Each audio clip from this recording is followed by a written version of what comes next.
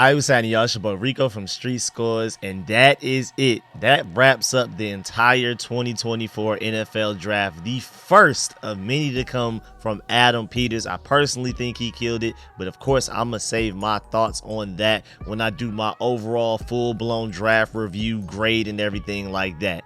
But right now we're here to focus on my boy Edge Javante Jean-Baptiste from Notre Dame, who the Washington Commanders just selected with their final pick of the 2024 draft, 7th round, 222nd overall. After watching some film, we gotta dive into who he is exactly. Is this a steal? What are his weaknesses? What are his strengths? Is he a high ceiling guy? Is he athletic? What are we doing here? How does he fit in the defensive scheme of things like right now? Do we see him as a day one starter, or is this like a developmental project, something like that? Also, before we get up out of here, I think it's a good time to finally dive into some veteran free agents that the Washington Commanders should sign at positions that you can argue that we still need right now. But before we dive into all of that, make sure you stiff arm that like button, stiff arm that subscription button, and stiff arm the bell next to that subscription button so you get notification each and every time I release an informative and opinionated video just like this one. And of course, I'm about to do individual breakdowns for every single Washington Commander 2024 draft pick, just to let you know.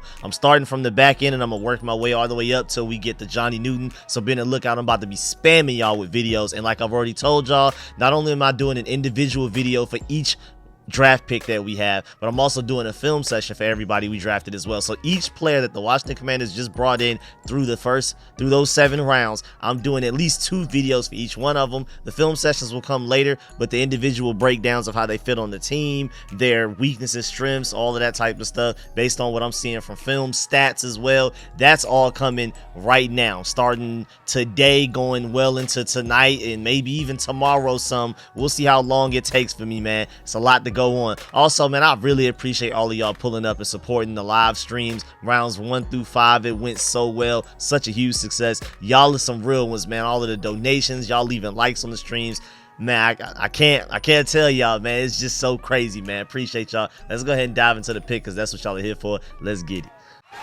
Adam.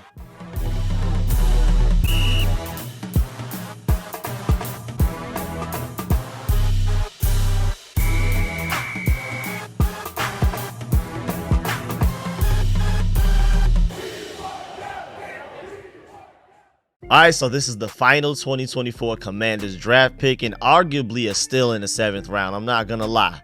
I honestly thought that there was a chance we would take him well before the 7th round, maybe even with one of our 5th round picks. Like, not gonna lie, I really thought there was a chance that we could end up taking him that high. Now, I'm not necessarily saying that would have been like the best spot to get him, but I thought it made a lot of sense. You know, my logic is, of course, there's draft strategy. You try to play the board, see if you can get away with getting somebody as late as you can, but if you really like somebody, you go ahead and get that guy. But it's even more impressive when you can wait until the 7th round to get a guy like this, because I'll talk about this a little bit later, but for Football Focus feels like this is a huge steal in the draft. One of the biggest steals as far as gaps go between where they thought he would go and where the guy ended up going. We'll get there later. But on top of the fact that we also brought him in for a top 30 visit. You know, you're limited to 30 visits every offseason. Out of all of these hundreds of draftable players, you're only allowed to bring 30 in for a top 30 visits. For us, into Ashburn, you do your medicals, you have your doctors check them out, you can run through film sessions, meet with them in person, talk to them about everything and stuff like that. It's probably one of the most important parts of the entire draft evaluation. They used one of those on him, so the interest was clear there. So I thought with the top 30 visit, they may not even wait until the 7th round, because we didn't have a 6th round pick. Our last pick was somewhere towards like the middle / endish of the 5th round, and we didn't pick 161. We didn't pick again until 222nd. I thought that they may not even risk it, but this pick makes a lot of sense in the 7th round. I love the value in the 7th round, even with all of the edge rushers that we brought in through free agency signings. And he's definitely a developmental guy. Let's go ahead and get that out the way. But speaking of those free agent edge rushers, he will not be expected to contribute immediately.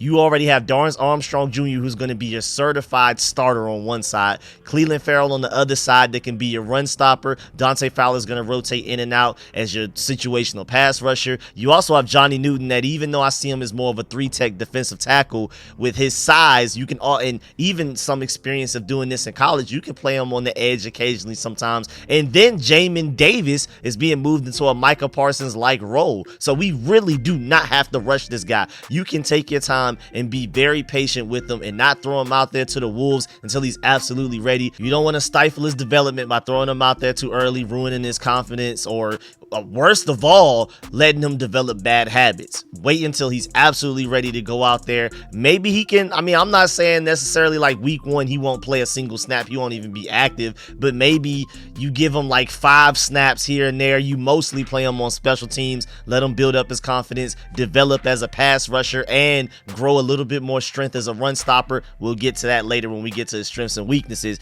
And then when he's ready to go, unleash him, because he has loads of potential. Speaking of loads of potential, his raw athletic score is a 9.22. You know how ridiculous that is, man? Out of 10.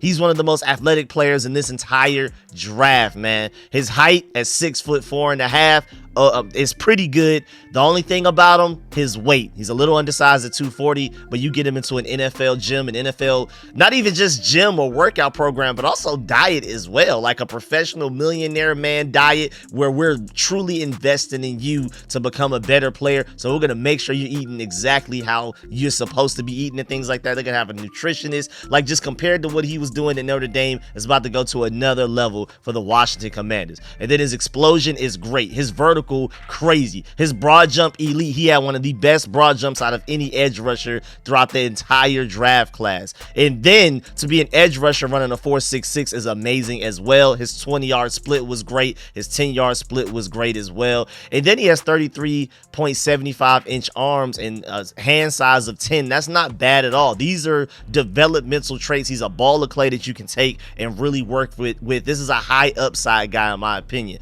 And just to go back to that raw athletic score, just to let you know, I don't know who you thought Adam Peters was, but I hope you know now that he is not playing about athleticism and ceiling, man. If your raw athletic score was below an 8, Adam Peters probably didn't even consider drafting you. You probably weren't even on his board. Speaking of trends, it seems like no matter which regime we have, they all love taking developmental edge rushers in the 7th round, no matter who it is. Andre Jones, James Smith-Williams, William Bradley King, Shaka Toney. It just seems like throughout the course of multiple regimes, that 7th round is where you take a high upside edge rusher. Really interested, man.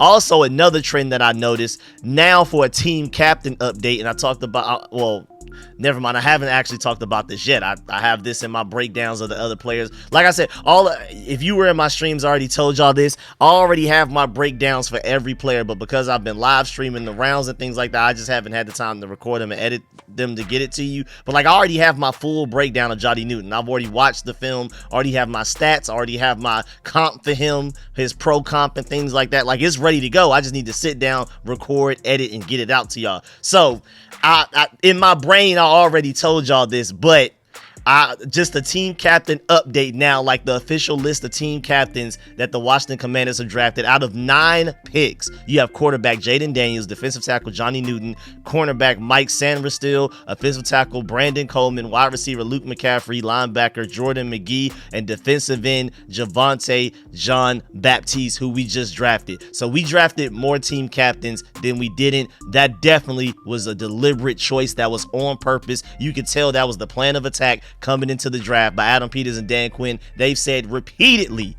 throughout this draft process for the past few months that meeting players face to face in person is going to be big time, and who they are as leaders, locker room guys, and things like that is going to be huge. And if you're a team captain, you got to at least have a certain floor to your leadership skills, and so they definitely want guys like that. And like I've also said before, that this is different than the Ron Rivera team captain thing. Like, This, you know, we were bringing in team captains, and even those guys, I mean, he prided himself on reaching on Jamin Davis, taking him way earlier than he was supposed to, and said he's a military guy, high character guy. You never have to worry about him. And I love Jamin Davis, but now he has all of this legal trouble going on with multiple incidents where he's speeding way above the speed limit and all of that type of stuff. I feel like this is completely different. The guys, I feel like Dan Quinn and Adam Peters do a better job of actually getting a read on people's characters before they draft them than the previous regime did. So when I see us drafting team captains this time around,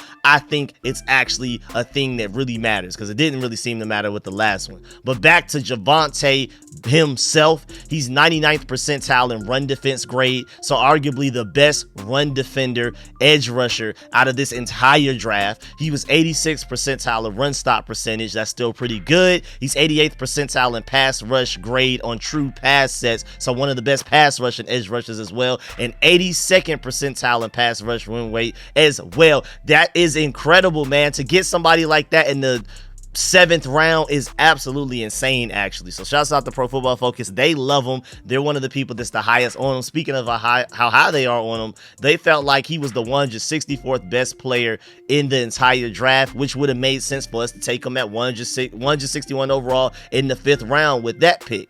But we waited until 222nd. That's a big gap. They feel like that's a 58 spot gap and one of the biggest steals in the entire draft. And I may not be as high on him as they are to feel like he's just like one of the biggest steals according to their own draft board in the entire draft, but I do feel like he is arguably a steal in the 7th round. So watch out.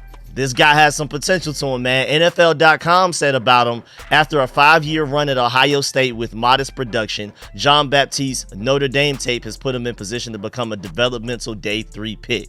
He has the good length, but lacks play strength to stack and discard tackles. He'll need to hit the weights to improve his anchor, but he has the footwork and agility to slide off of block, sustain, and make tackles. He's a step slow off the snap, dulling his ability to out-trace tackles to the edge, but he flashes the hands and hips to become a more impactful rusher. If teams rewire his rush plan, there is still a level of upside available for Jean-Baptiste. That's coming from NFL.com. And then when you're taking a look at NFL Draft Buzz, they say his weaknesses. We'll start with the weaknesses first, then we'll get to the strengths. They said because he's a bit stiff as an athlete, a transition to 3-4 outside linebacker may be a stretch, basically saying that they don't really see him potentially having to go out there and cover anybody. He's just a pure small size defensive end. Do not ask him to cover, just ask him to go after the quarterback and stop the run. So you don't really see him as like a 3-4 outside linebacker, Von Miller type of guy that may occasionally have to backpedal for any reason whatsoever. Also, lean lower body, must improve core and leg strength, suspect body flexibility and tight hips. And also, he's very much a work in progress with his hand in the dirt. Jean-Baptiste doesn't play with ideal physicality, often failing to set the edge as a run defender. But then they say his strengths are, and just to let you know, I mostly agree with this, especially off of just a little bit of tape that I've watched on him going into the draft. And then after we got him, I went ahead and watched a little bit more tape on him just to kind of refine my thoughts on him before I started recording this video. I'm not going to do any breakdowns without at least watching some tape on a guy. I may not have watched as much Jean-Baptiste tape as I've watched Jayden Daniels tape, obviously, but I've watched some tape on him. So just to let you know, I do agree with a lot of these general assessments. Not 100%, but I think they're fairly spot on. Now his strengths. They say Jean-Baptiste has a lethal spin move and pure speed to close quickly. He possesses accurate snap anticipation and timing to beat blockers off the edge, plays with leverage at the point of attack whether inside or outside, keeps eyes in the backfield when inside, moves linemen to either side with strong hands. While Jean-Baptiste has the flexibility to dip and bend under tackles, what makes him truly dangerous is his ability to counter. He also explodes off the line of scrimmage, playing with low pad level and violent hands. Jean-Baptiste converts speed to power effectively enough to put an offensive lineman into the quarterback's lap. He also looks the part, possesses a long athletic build with room for additional muscle mass, flashes burst off the snap good enough to cross the face of collegiate tackles and put him in position to make big plays behind the line of scrimmage. He has some traits that you can't teach, and it sounds like everything that's wrong with him, you can either teach it or you can ask him to gain a little bit more strength, add some muscle to him, and he can gain that as well. I'm thinking that we're trying to groom him into like a situational pass rusher type of guy. Hopefully he can be a stronger stronger contributor in the run game, run stopping game, setting the edge and things like that. But I think ultimately his pathway to seeing the field as soon as possible is basically turning into what we signed Dante Fowler here to be, which is that edge setting, run stopping, but more so importantly, that pass rusher that attacks the quarterback on 3rd and long, obvious passing down situations. You know for a fact the offense is passing the ball. Send Jean-Baptiste at him to go get the quarterback. That's basically his ideal role right now. And also, just to recap, moving on from Jean-Baptiste specifically, our final Commanders 2024 NFL draft picks are Jayden Daniels, the quarterback out of LSU, round 1, number 2 overall. Round 2, 36th overall, Jerzon Newton, aka Johnny Newton, defensive tackle from Illinois. My boy, I can't wait to do that breakdown for y'all for him. I'm telling you, that's a huge steal. Round 2, 50th overall, Mike Samra, still the cornerback from Michigan, another big time steal.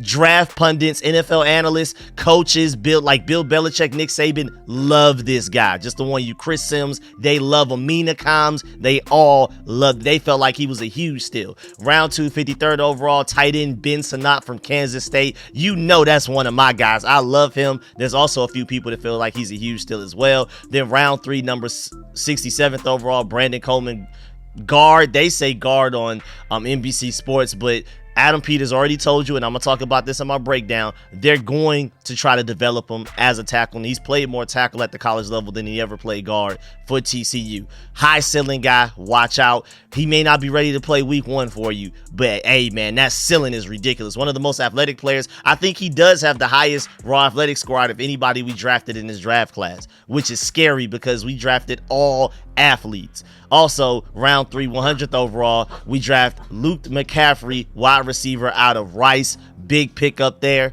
Yeah, can't wait to give y'all that breakdown as well. Then round 5, we took Jordan McGee, 139th overall, the linebacker from Temple. Hey, man, another sleeper. Watch out. Round 5, 161st overall, we took Dominique Hampton, the safety out of Washington. Really interesting pick there, right there as well. When I get to that breakdown, you'll see where he fits in our secondary. I'm excited to do that. And of course, we ended the draft round 7, 222nd overall with Javante Jean-Baptiste, edge from Notre Dame. Now, before we get up out of here, let's take a look at some free agents that the Washington Commanders can target so that we can be as competitive as possible this year. No, we're not trying to mortgage the future for instant success. We're not trying to sacrifice future success for short-term success at all. We're just trying to do whatever we can to compete this year. It would be nice if we could do what the Texans did last year, go from 2nd overall pick, taking your quarterback, hiring a really good coaching staff and front office, and now you win the division and even a playoff game, and then the next offseason, which if we're following that schedule and that timeline, that blueprint, means by 2025's offseason, we're making moves to turn ourselves into Super Bowl contenders. I would love to follow their exact blueprint, but if we were, it would be really nice if we are trying to be competitive in 2024 and follow that Texans blueprint of trying to win the division this year. Maybe not be Super Bowl contenders, maybe not be playoff favorites, but at least a team that nobody wants to play this season. Then we can attack some free agents. First of all, you cannot convince me that Adam Peters is even higher on Cornelius Lucas than Ron Rivera and Martin Mayhew were the guys that brought him here. There's just no way. Granted, they re-signed him. He's decent. He's a solid starting left tackle if you really, really have to break glass in case of emergency. But there's no way you can convince me that Adam Peters is even higher on Cornelius Lucas than Ron Rivera and those guys were, who were the ones that found him and loved him. There's just no way. And even Ron Rivera and those guys felt like he was a backup swing tackle and allowed Charles Leno to start a left tackle for us, even the times that he was struggling. So Ron Rivera felt like Cornelius Lucas wasn't necessarily a starting left tackle. I don't know what makes y'all think Adam Peters actually does. So I think we are for sure going veteran tackle. I think out of any position group that we discuss in this video, for the remainder of this video, I think tackle is probably the most likely. Now, the guys that I bring up as tackle may not be the most likely, but do not be surprised if we go bring in a veteran tackle in free agency. So are we looking at Donovan Smith for health and floor and dependability, or are we looking at David Bakhtiari for his ceiling on a Tyron Smith to the Jets incentive-based deal. Give him $6 million, really cheap against the cap. He's an all-pro left tackle still. Even last year, in the very few games he played, he still graded out as the best pass blocking tackle in all of the NFL by Pro Football Focus. He still got it. The problem is, how long can he actually stay healthy enough to go out there and play for you? So again, give him a Tyron Smith deal that he just got with the Jets, very incentive based. Give him like a really cheap $6 million deal against the cap, but then it can ultimately turn into $20 million that you earn based on playing time and how well you produce and things like that. I think that's just the obvious move. Go and get a David Bakhtiari and sign him to that Tyron Smith deal. Again, Donovan Smith is the safer guy. He's never in his life been as good as David Bakhtiari ever was, but he is a safer bet as far as availability and health. But David Bakhtiari, I mean, give him that extremely incentive-based deal. If he only plays 5 games for you, just say that. He barely eats up any of your cap space, and hopefully after those 5 games are done, maybe Brandon Coleman is ready to start at left tackle for you. You see what I'm saying? Do you see the vision that I'm trying to go with here? But either one, I'm happy, but I'm just not very comfortable with Cornelius Lucas being our starting left tackle. I'm not going to lie. I really like him, but I prefer him as a backup swing tackle. Now moving on, how about safety? Because we do have a bunch of young talent in that DB group, especially at safety right now. But we do not have a strong and proven veteran presence in that safety group right now. Like when you look around the roster, we have at least one veteran in every room just about. But safety, I think Derek Forrest may be the elder statesman in that safety room right now, which is crazy. And he's coming off of a season with a big injury that kept him out pretty much the entire season. And he's also still young in his development as well, even though age-wise, he's technically, I think, the oldest safety we have on our roster right now. So my point is, do we go and look at all-pro safety Justin Simmons? Right now, his market value is estimated to be a 2-year deal worth $22 million, so an average salary of $11 million per year. And with us having the second most cap space in the NFL, I would gladly give him that. I would gladly give him that, even if we didn't have the second most cap space, but especially since we do. If we have the second most cap space in the NFL, how many other teams could potentially offer him the contract that he wants? If it's about money only, we have just as good of a chance as anybody else in the NFL, arguably a better chance. Only team with more cap space than us are the Patriots, and they're way further behind in their ability to be competitive and win now than we are. I think we honestly have a chance to pull the Texans from last year. I think the Patriots are lucky to win 5-6 games this year. So I just don't even see Justin Simmons wanting to go to a team that's in a full rebuild like that. Granted, we're in a rebuild as well, but I think we're closer to a Texans rebuild than whatever the rebuild that the Patriots are about to go through with Drake May and those guys. But then again, do the Commanders even want to? I think they should. I think he's a perfect scheme fit. We need a free safety right now. I mean, if you're looking around at our safety group right now, we don't have a true free safety. I guess you got Jeremy Reeves, Percy Butler, and Derek Forrest as your free safeties. I see Quan Martin is more of a strong safety. Jeremy Chin is more of your star position outside linebacker. Even who we just drafted, the pick before Javante Jean-Baptiste, Dominique Hampton, safety out of Washington, round 5, 161st overall. He's more of a strong safety. He's more of a box player. We don't have a true dependable free safety right now. Justin Simmons, even after all of those draft picks, still makes too much sense. And moving forward, while we're at it, I feel like the wide receiver room is still pretty thin. And a rookie in Luke McCaffrey that we just drafted just yesterday, that's only been playing wide receiver for 2 years now out of his entire life. He's a converted quarterback, is our tallest receiver at 6'2". So how about maybe 6'4" Marquez Valdez-Scantling? Maybe. Or maybe a 6'3" DJ Chark for extremely cheap, maybe even veteran minimum for one of those guys. How about a 6'4" Chase Claypool? Is that out of the question with all of the attitude concerns and how he just completely was just a huge bust for the Bears after they traded for him? How about 6'3" Michael Thomas, if he can even pass a physical at this point? You know what I'm saying? It's slim pickings right now. I know I'm digging really far. I know I'm reaching, but hey, man, beggars can't be choosers. We need wide receivers, and we specifically need some height in that wide receiver room and some veterans right there. Because we do have Terry McLaurin and we have Jamison Crowder.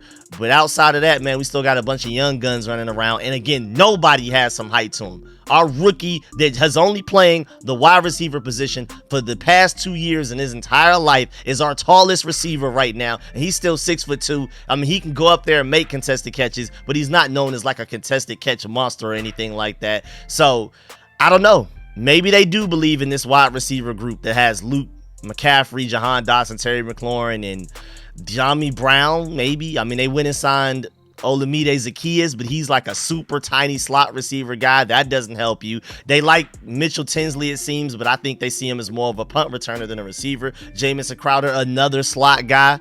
Maybe Bryson Tremaine, the undrafted free agent from last year, has a chance. I don't see Dax Milne playing any sort of real role in this receiver group as well. So it's ugly. Kazmir Allen, maybe. My fault. Kazmir Allen is the guy that's more of the punt returner. Mitchell Tinsley is the guy that is somewhat of a receiver. But again, neither of these guys are big. So we are completely lacking height in this receiving room still right now. I mean, Bryson Tremaine is the only guy taller than Luke McCaffrey, and he's an undrafted free agent last year that he didn't even get a chance to get into a single regular season game for us last year. He's still as raw as it gets. I believe he was the receiver from Stanford that I really like. We still need some height in that receiver room. But you can also say that, I mean, maybe you want to bring in some free agents at other positions as well, but I just feel like free safety, specifically left tackle, and a big wide receiver are still our biggest remaining needs that we have right now. Yeah, man, that's the end of this video. Please get in the comment section. Let me know how you feel about everything discussed in this video. Please stiff arm that like button, stiff arm the subscription button, and stiff arm the bell next to that subscription button so you get notification each and every time I release an informative and opinionated video just like this one. I really appreciate y'all being patient with me. It's taking so long to get these videos out, and I'm starting all the way from the end and working my way back up to Johnny Newton, so I appreciate y'all being patient with the order being a little out of whack, but I'm just trying my best, man. You can tell I'm a little exhausted. I'm all over the place. I barely even got like 3-4 hours of sleep last night before we had to start live streaming because I was working on that video I put out late last night / early this morning. I'm losing my voice, but I'm working on it, man. So I got to get to these other videos, man. Stay tuned. I appreciate y'all. Let me know in the comment section how you feel about the Javante Jean-Baptiste pick. Most importantly, that's first and foremost, but also let me know how you feel about the holes that we still have on this team. Do you feel like left tackle, free safety, and wide receiver, especially a tall wide receiver, are our biggest needs leaving the draft right now? Also, of course, I will keep y'all updated on all of the undrafted free agents that we bring in, so make sure you stay tuned for that because I'm gonna definitely do a big update for that, especially if we bring in any notable ones. I'll even talk about a guy's strengths and weaknesses if they're notable enough, so make sure you stay tuned for that. I appreciate y'all. Make sure you do not leave this video without leaving a like, and I will be doing a call-in show tomorrow, so stay tuned for that. Make sure you pull up, call in. I have to be strict with that 3-minute timer though, because I know a lot of people are gonna want to call in after a draft like this,